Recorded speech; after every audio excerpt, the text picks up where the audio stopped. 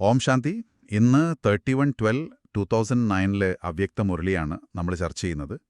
ഇന്നത്തെ തീയതി 26/4/2026. ചർച്ചയിലേക്ക് ഏവർക്കും സ്വാഗതം. ഈ വീട്ടിലെ കലണ്ടറിലൊരു പേജ് മാറ്റുമ്പോൾ നമ്മൾ ശരിക്കും എന്തെങ്കിലും വലിയ മാറ്റങ്ങൾ പ്രതീക്ഷിക്കാറുണ്ടോ?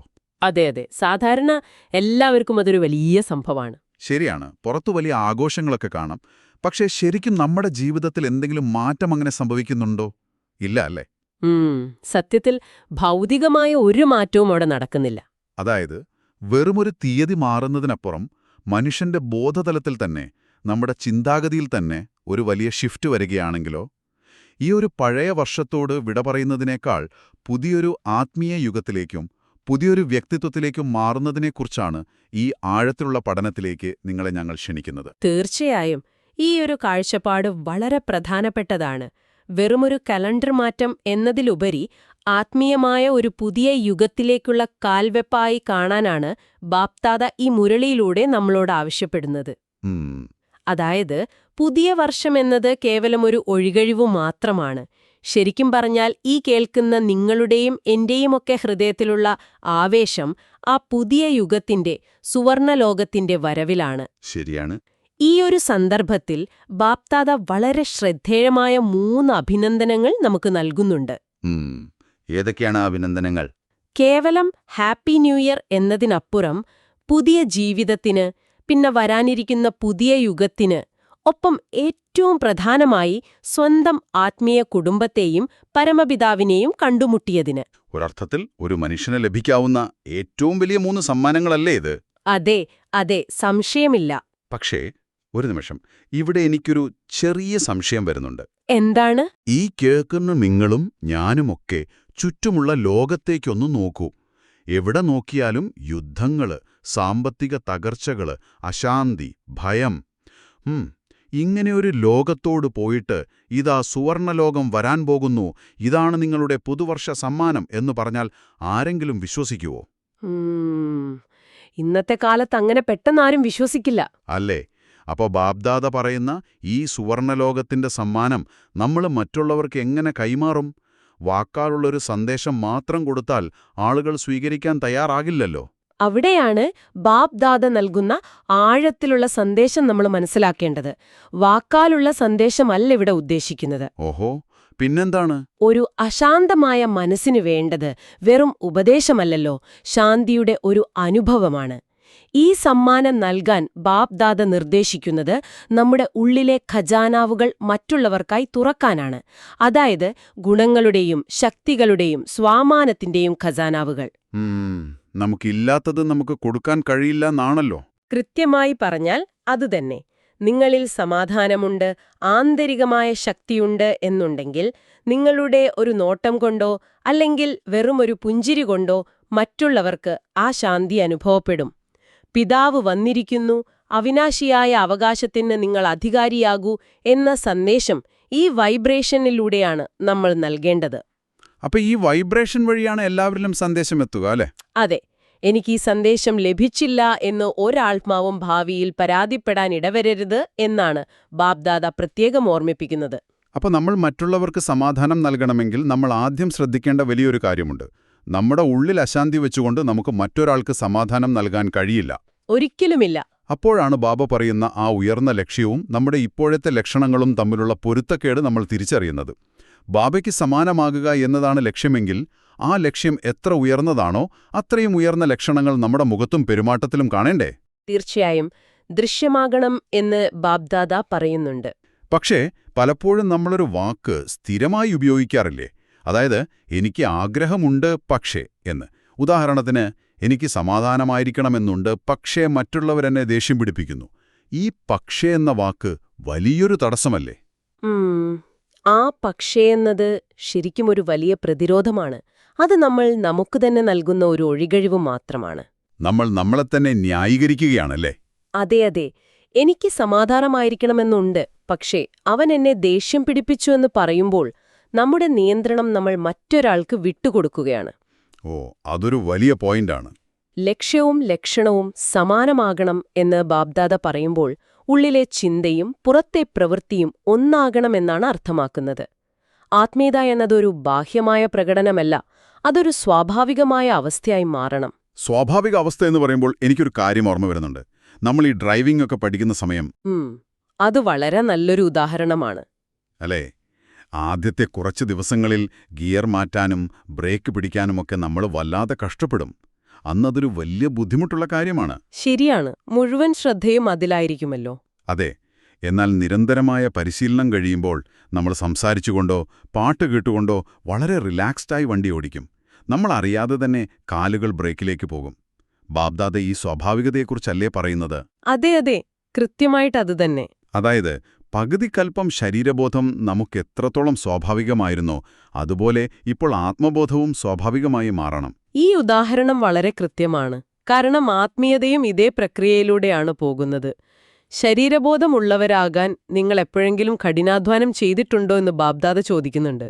ഇല്ല, അത് സ്വയമേവ വന്നതാണ്. അപ്പൊ പിന്നെ എന്തിനാണ് ആത്മബോധത്തിലിരിക്കാൻ വല്ലാതെ കഷ്ടപ്പെടുന്നത്? ഇതിനൊരു മികച്ച ഉദാഹരണമായി ബാബ്ദാദ ചൂണ്ടിക്കാണിക്കുന്നത് ബ്രഹ്മബാബയുടെ ജീവിതമാണ്.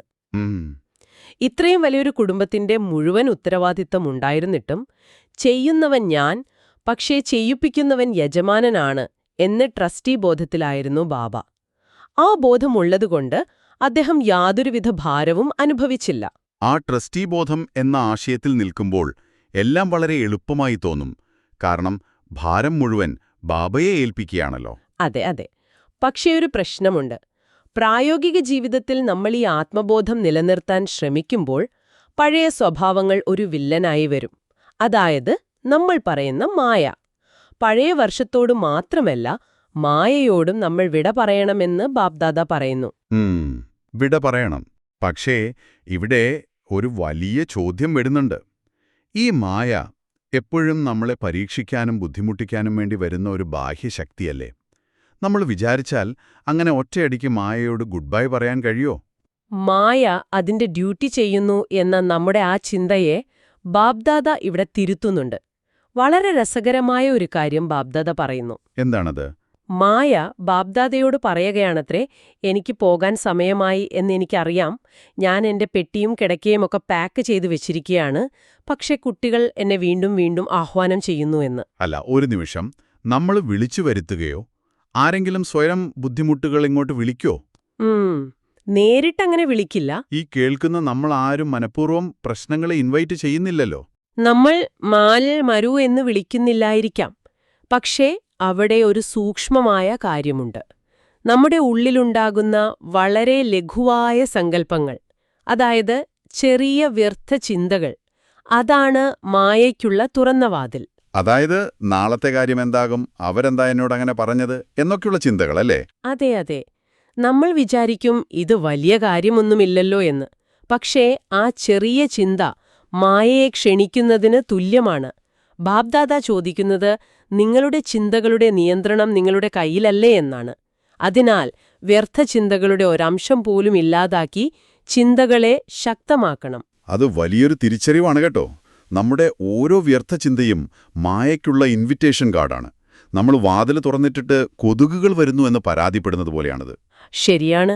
അപ്പോ സ്വാഭാവികമായും ഈ വാതിൽ എങ്ങനെ അടയ്ക്കാമെന്നൊരു ചോദ്യം വരും.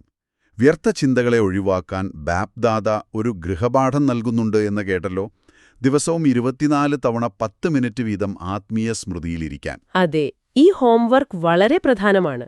അല്ല, ഈ ഹോംവർക്ക് കേൾക്കുമ്പോൾ തന്നെ ഒരു സംശയം തോന്നും. ഈ ചർച്ച കേൾക്കുന്ന ഭൂരിഭാഗം പേരും ഭയങ്കര തിരക്കുള്ളവരല്ലേ? കോർപ്പറേറ്റ് മീറ്റിംഗുകൾ, യാത്രകളൊക്കെയുള്ളവരോട് ഒരു ദിവസത്തിലെ ഓരോ മണിക്കൂറിലും 10 മിനിറ്റ് മാറ്റിവെക്കാൻ പറഞ്ഞാൽ അത് നടക്കുമോ? ഒറ്റ നോട്ടത്തിൽ അതൊരു വലിയ ടാസ്കായി തോന്നും. 24 ഗുണം 10 മിനിറ്റ് എന്നാൽ 4 മണിക്കൂറാണ്. ഒരു സാധാരണ മനുഷ്യന് ഇത് അസാധ്യമല്ലേ? അതെ, ആ ചോദ്യം വളരെ സ്വാഭാവികമാണ്. എന്നാൽ ബാബ്ദാദ വളരെ പ്രായോഗികമായാണ് ഇതിനെ കാണുന്നത്. 10 മിനിറ്റ് ചെയ്യാൻ കഴിഞ്ഞില്ലെങ്കിൽ സാരമല്ല, 1 മണിക്കൂറിൽ 5 മിനിറ്റെങ്കിലും ചെയ്യുക എന്ന് പറയുന്നുണ്ട്. എന്നിട്ട് അത് പതിയെ കൂട്ടിക്കൊണ്ടുവരിക. ഓഹോ, 5 മിനിറ്റ് വെച്ച് തുടങ്ങാം. അതെ. പിന്നെ ഇവിടെ സമയം മാറ്റിവെക്കുക എന്ന് പറയുന്നത് എല്ലാം ഇട്ടെറിഞ്ഞ് എവിടെയെങ്കിലും പോയി കണ്ണുമടച്ചിരിക്കുക എന്നല്ല. നിങ്ങൾ മീറ്റിംഗിലാണെങ്കിലും യാത്ര ചെയ്യുകയാണെങ്കിലും ആ നിമിഷത്തിൽ നിങ്ങളുടെ ബോധത്തെ ആത്മാവിലേക്ക് കേന്ദ്രീകരിക്കുക എന്നതാണ്. പ്രവർത്തിച്ചുകൊണ്ട് തന്നെ ചെയ്യാമല്ലേ? തീർച്ചയായും. എന്തിനാണ് ബാബ്ദാദ ഈ ദീർഘകാല പരിശീലനത്തിന് ഇത്ര പ്രാധാന്യം നൽകുന്നത്? കാരണം ലോകത്തിന്റെ അവസ്ഥകൾ അതിവേഗം മോശമാകുന്നു എന്ന് ബാബ്ദാദ മുന്നറിയിപ്പ് നൽകുന്നുണ്ട്. പെട്ടെന്നെന്തെങ്കിലും വലിയ പ്രതിസന്ധികൾ ഉണ്ടാകുമ്പോൾ ലോകത്തിന് ശാന്തിയുടെ കിരണങ്ങൾ നൽകാൻ തയ്യാറുള്ള ആത്മാക്കളെയാണ് ബാബ്ദാദയ്ക്കാവശ്യം.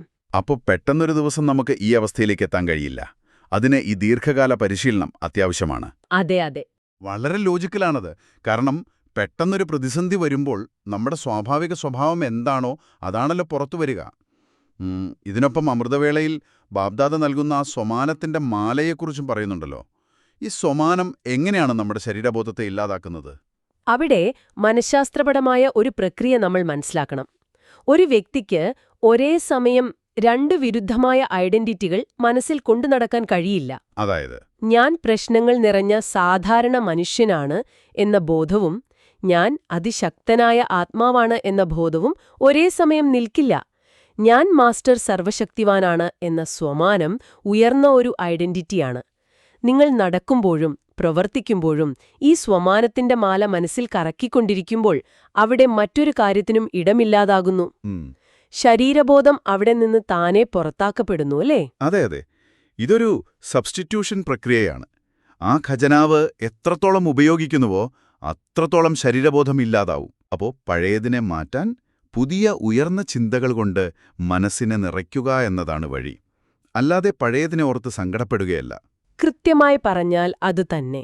ഈയൊരു പരിശീലനത്തിലൂടെ നമ്മൾ എത്തിച്ചേരുന്ന ആ ഉയർന്ന അവസ്ഥയെ ബാബ്ദാദ വളരെ മനോഹരമായ ഒരു വാക്കുകൊണ്ടാണ് വിശേഷിപ്പിക്കുന്നത്: ഡബിൾ കിരീടധാരി. കേൾക്കുമ്പോൾ തന്നെ ഒരു രാജകീയത തോന്നുമല്ലേ? സേവനത്തിലും പുരുഷാർത്ഥത്തിലും സഫലത നേടുന്നതിനാണ് ഈ ഡബിൾ കിരീടം. പവിത്രതയുടെ കിരീടവും ഉത്തരവാദിത്വങ്ങളുടെ കിരീടവും. ഇതിൽ എനിക്ക് ഏറ്റവും ഇഷ്ടമായത് അവ്യക്ത സൂചനയിലെ ഒരു ഉപമയാണ്. ആ ഇരുമ്പിന്റെ ഉദാഹരണം. ഇരുമ്പ് ചൂടാകുമ്പോൾ മൃദുവാകുകയും പിന്നീട് അതിനെ ഇഷ്ടമുള്ള രൂപത്തിലേക്ക് മാറ്റാനും കഴിയുമല്ലോ. ആത്മീയതയിലെ രണ്ട് സ്വഭാവങ്ങളെ കാണിക്കാനല്ലേ ഇത് പറയുന്നത്? അതെ അതെ, അവിടെ ചൂട് എന്നത് നമ്മുടെ ആത്മീയ ശക്തിയെയാണ് സൂചിപ്പിക്കുന്നത്. മൃദുലത എന്നത് സ്നേഹത്തെയും വിനയത്തെയും. ഇത് രണ്ടും ഒരുമിച്ച് കൊണ്ടുപോകണമെന്നാണ് ബാബ്ദാദ പറയുന്നത്. രണ്ടും ഒരുമിച്ച് വേണമല്ലേ? തീർച്ചയായും. നിങ്ങൾക്ക് വെറും ശക്തി മാത്രമേ ഉള്ളൂവെങ്കിൽ നിങ്ങൾ വളരെ കർക്കശക്കാരനായിരിക്കും. ഇരുമ്പ് ചൂടാക്കാതെ വളയ്ക്കാൻ ശ്രമിച്ചാൽ പൊട്ടിപ്പോകുമല്ലോ. ശരിയാണ്. എന്നാൽ നിങ്ങൾക്ക് സ്നേഹം മാത്രമേ ഉള്ളൂവെങ്കിൽ ആർക്കും നിങ്ങളെ എളുപ്പത്തിൽ സ്വാധീനിക്കാൻ കഴിയും. അതുകൊണ്ട് ശക്തിയുടെ ചൂട് നൽകി നമ്മൾ മൃദുവാകണം. ആ മൃദുലതയിൽ സ്നേഹത്തിന്റെയും വിനയത്തിന്റെയും അടയാളം വേണം. ഈ സന്തുലിതാവസ്ഥയുണ്ടാകുമ്പോൾ മാത്രമേ ദിവ്യഗുണങ്ങളെ പ്രവൃത്തിയിൽ കൊണ്ടുവരാൻ നമുക്ക് സാധിക്കൂ. ശക്തിയും സ്നേഹവും ചേർന്ന ആ സന്തുലിതാവസ്ഥ സത്യത്തിൽ നമ്മളെല്ലാവരും അന്വേഷിക്കുന്നതും അതുതന്നെയല്ലേ? ഇന്നത്തെ ഈ ആഴത്തിലുള്ള പഠനം വെറുമൊരു പുതുവർഷ സന്ദേശം എന്നതിനപ്പുറം മനസ്സിന്റെ പ്രവർത്തനങ്ങളെ വളരെ കൃത്യമായി വരച്ചുകാട്ടുന്ന ഒന്നായിരുന്നുവെന്ന് തീർച്ചയായും പറയാം. അതെ, സംശയമില്ല. യഥാർത്ഥ പുതുവർഷ സമ്മാനമായ സുവർണലോകത്തിന്റെ സന്ദേശം മറ്റുള്ളവർക്ക് ഗുണങ്ങളിലൂടെ എങ്ങനെ നൽകാമെന്നും ഡ്രൈവിംഗ് പഠിക്കുന്നതുപോലെ ആത്മബോധം എങ്ങനെ സ്വാഭാവികമാക്കാമെന്നും വ്യർത്ഥചിന്തകളിലൂടെ നമ്മൾ എങ്ങനെയാണ് മായയെ വാതിൽ തുറന്ന് അകത്തേക്ക് ക്ഷണിക്കുന്നതെന്നും നമ്മൾ മനസ്സിലാക്കിയല്ലോ. ഒപ്പം ആ 10 മിനിറ്റ് ഗൃഹപാഠം എങ്ങനെ പഴയ ചിന്തകളെ പുറത്താക്കുന്നു എന്നും നമ്മൾ കണ്ടു. അതെ അതെ. അപ്പോൾ ഈ ചർച്ച കേട്ടുകൊണ്ടിരിക്കുന്ന നിങ്ങളോട് ഒരു ചോദ്യം ചോദിച്ചുകൊണ്ട് നമുക്കിത് അവസാനിപ്പിക്കാം. മായ വരുന്നത് നിങ്ങളുടെ വ്യർത്ഥചിന്തകൾ ക്ഷണിക്കുന്നതുകൊണ്ടാണെന്നും ഒരേ സമയം രണ്ട് വിരുദ്ധ ചിന്തകൾക്കും മനസ്സിൽ നിൽക്കാൻ കഴിയില്ലെന്നും നമ്മളിന്ന് മനസ്സിലാക്കിയല്ലോ. അതെ. എങ്കിൽ ഇന്ന് നിങ്ങളുടെ മനസ്സിൽ അറിയാതെ കടന്നുവരുന്ന ഏത് വ്യർത്ഥചിന്തയെയാണ് നിങ്ങൾ പുറത്താക്കാൻ പോകുന്നത്? അതിനു പകരം ബാബ്ദാദ അമൃതവേളയിൽ നൽകിയ ആ സ്വമാനത്തിന്റെ മാലയിൽ നിന്ന് ഏത് അധികാരമാണ് നിങ്ങളിന്ന് അണിയുക? ഈ ചോദ്യം നിങ്ങളുടെ ചിന്തയ്ക്കായി വിടുന്നു. ഓം ശാന്തി. ഓം ശാന്തി.